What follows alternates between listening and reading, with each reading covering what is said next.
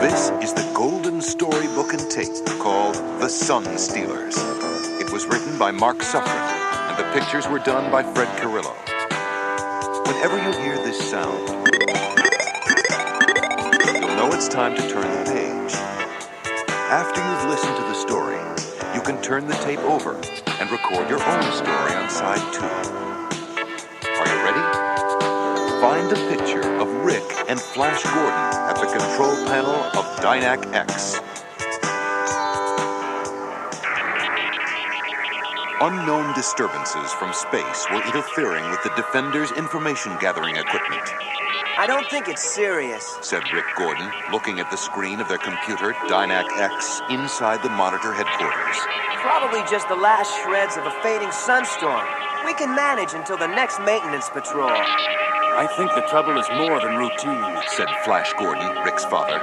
Look at what's been happening. Machines have been sputtering and jamming, and we've had electrical failure for minutes at a time.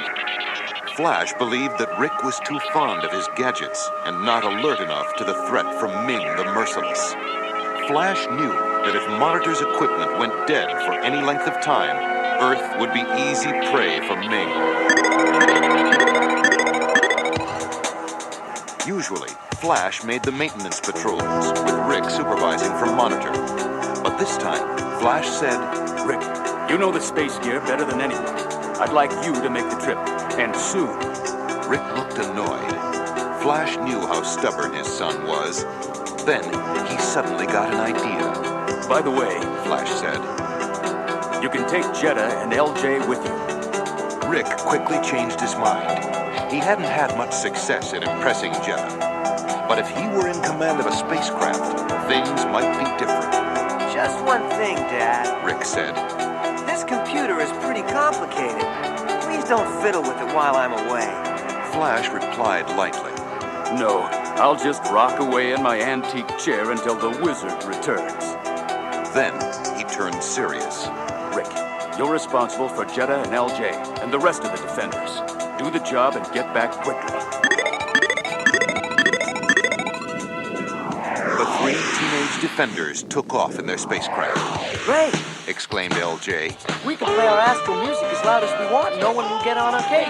That's right, said Rick. I give the orders here. Your father must think a lot of you. Jeddah said. To let you command a ship. What do you mean, let? Rick replied. I volunteered.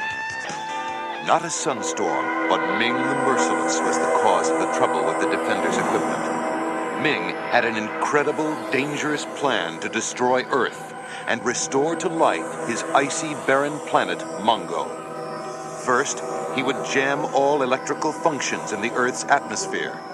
That would cut down on outside interference. Then, he would catch the energy of the Earth's sun and put it to his own uses. Ming had made an alliance with the Glow people, who lived on a fiery planet in distant space, a frightful area called Scald Sky. It was the perfect place to store the energy stolen from the Earth's sun.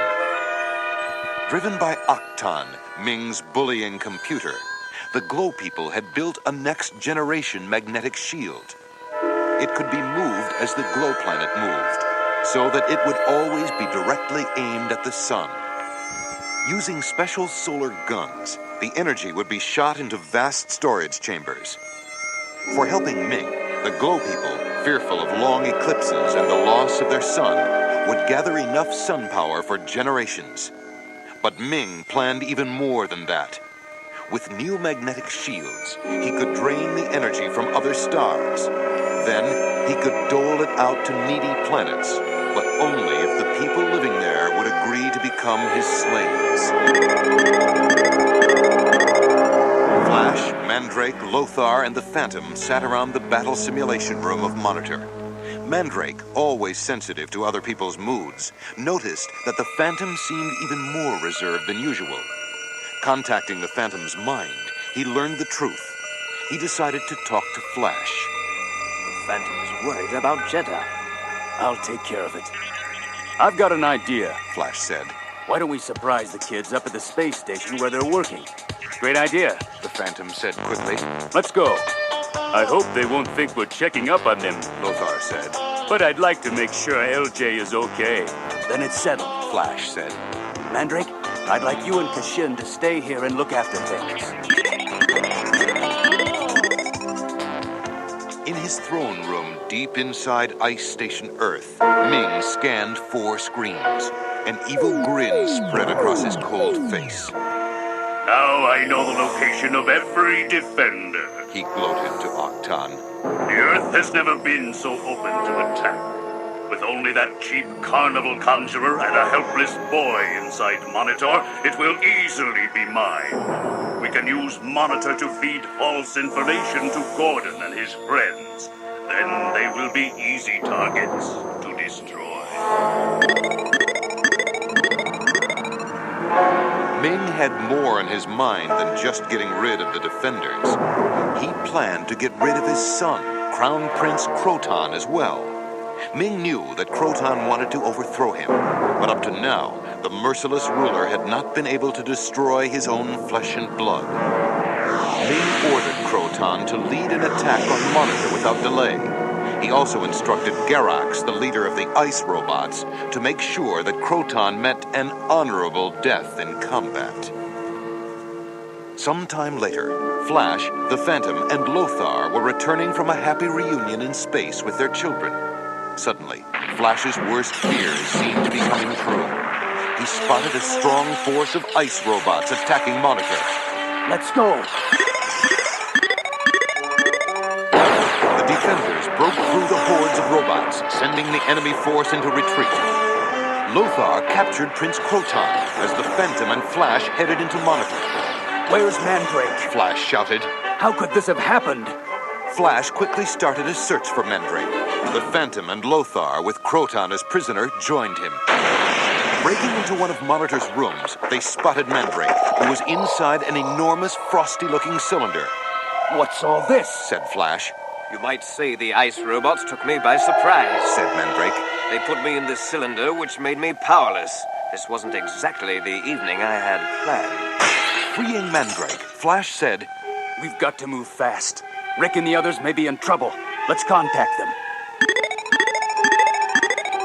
Rick, Jeddah, and LJ had already left the space station to make the final repair to a satellite camera that scanned Scald Sky. In the camera, Rick suddenly saw images of solar guns ready to shoot streams of energy into the storage bins on the glow planet.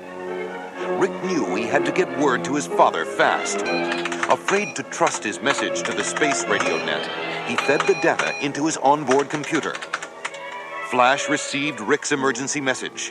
Things were worse than he imagined, but there was still time to defeat Ming. Flash quickly tapped out a message to Rick on the keyboard of Dynac X. Run your missiles through the refrigeration chambers and attack. Rick launched the Frigimissiles, which were specially protected against the scalding heat of the glow planet. A Frigimissile exploded on a weak hinge of the magnetic shield, and the entire structure flew apart. No longer would the sun's energy be used for Ming's terrible purpose. Flash wanted to find out the extent of Ming's plan, and he threatened Croton.